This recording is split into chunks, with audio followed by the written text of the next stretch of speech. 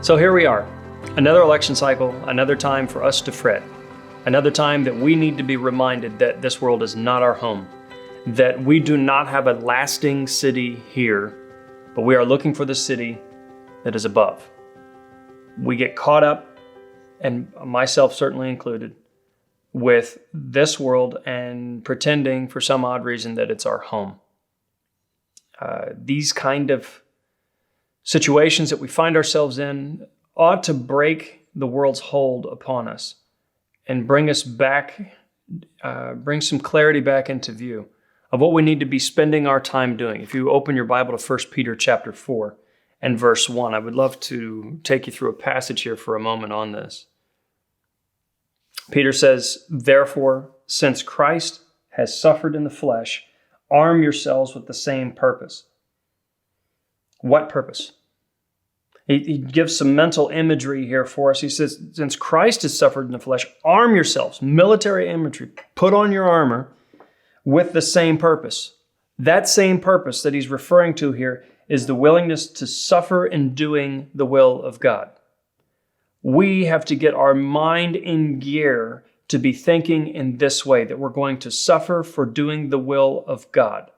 Rather than thinking we should be praised or coddled or whatever, protected for doing the will of God, we ought to arm ourselves, get our minds ready for this idea that if we're going to seek the same purpose as Christ, we will experience persecution. Because he who has suffered in the flesh has ceased from sin, so as to live the rest of the time in the flesh, no longer for the lusts of men, but for the will of God. There's a change of allegiance that happens for us who were in darkness and now are in light. We were blind, but now we see. And there's a transference of allegiance that's being alluded to here and is explained further in Romans chapter 6. Is the best place in my brain. Speaking of that change in allegiance, I no longer salute my flesh or the people of this world and seek their praise. There's a dramatic shift that was supposed to happen, and we drift away from that dramatic shift, and we go right back into the old way of living. We slide back into a bad pattern of behavior and thinking and get a little too cozy here in this world and start thinking, no, maybe there is a lasting city for us here. But here's the reminder that we no longer live according to the lusts of men. What would be the lusts of men? The lust of the flesh, the lust of the eyes, and the boastful pride of life, the things that govern and drive us here, our desires and urges, the things, my dreams, my vision, my hopes and aspirations. Those things are to dissipate, to fade away. And now I live for the will of God. Not my will, but thine be done.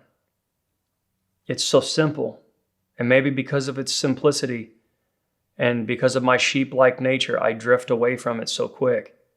And that I need a stirring reminder that I don't ultimately fit here, that I'm a sojourner, that I'm passing through, that I'm a pilgrim, and that I'm not supposed to be seeking a homestead here on earth, but to be looking to the heavenly city of God. For the time, verse 3, already past is sufficient for you to have carried out the desire of the Gentiles. What is that? Well, he explains what that is. But you had enough time to go after that already. That's what he's alluding to, or what he's declaring here, rather. And he says, you had plenty of time to do that. What are these things? Having pursued a course. So how did you used to live? Before Christ, what did you spend your time pursuing and running after and hoping to find fulfillment, purpose, and meaning in? For many people that are nice people, they found purpose and meaning, fulfillment in things like family, in things like sports and other socially acceptable things in life, acquiring wealth and looking after other people and such things.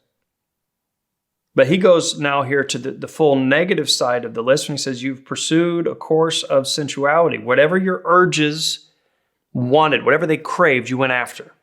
Whatever your appetite was saying you should have, you were going for it. Lust, pursuing a course of lust, drunkenness, carousing, drinking parties, and abominable idolatries. Now, there is a certain rose-colored way that many people look back on their former life before Christ, and they'll even almost kind of look back on it longingly. And that's telling you, you are supposed to be ashamed of those things, not looking back with a rose-colored sentimentality. If that's in the system, then something's gone terribly wrong, and you've forgotten just how vain and pointless all that stuff you were running after really was. If you were to get everything you want in our country, politically, if you were to get all the things lined up exactly right, would that bring satisfaction? Are we naive enough to think that if we get things set up well enough here, that we'll be satisfied? And if that's true, what does that tell us about our real desires and longings? Verse 4, in all this, they, the world, they are surprised that you do not run with them into the same excesses of dissipation, and they malign you. So the world is supposed to see a completely different priority shift, an entirely different way of viewing life and the things of this world, to where they ought to look at us and be a bit surprised that you don't pursue sensuality, lust, drunkenness, carousing, drinking parties, and abominable idolatries, that you don't pursue a constant need to fix everything in this world. Instead, what you're concerned with is doing the will of God. Was Jesus primarily concerned with healing people? Was he primarily concerned with dealing with poverty? If that's your persuasion about the ministry of Christ, it would tell you need to go back and take another look.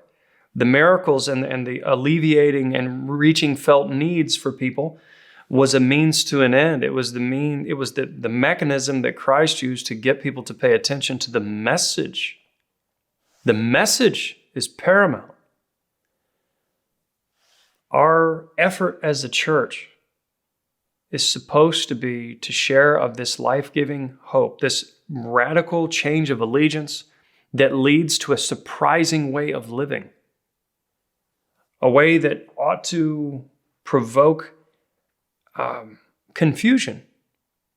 Why wouldn't you pursue your desires? Why wouldn't you pursue your lusts? I mean, if getting drunk feels good, why wouldn't you do that?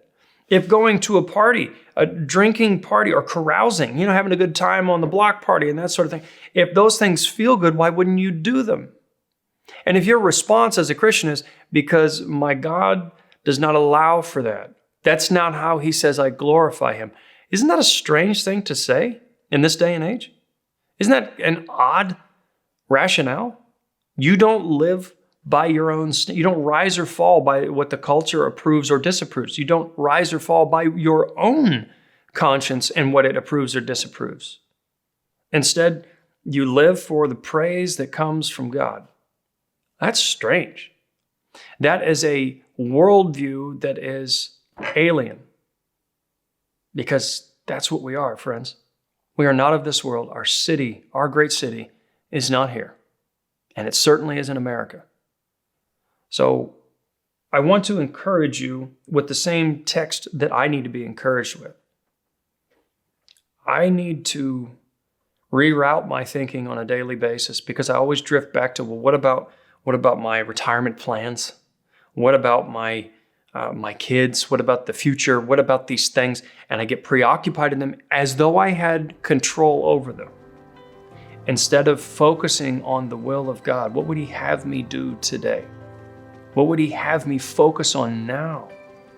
My relationship with him, my time alone with him, ought to rise to the top of that priority list. And then I step out of that room and I love my family, and I love my church, and I love the people of God, and then I love my community, and all of these things fall more into view, rather than me fretting about things over which I have no power.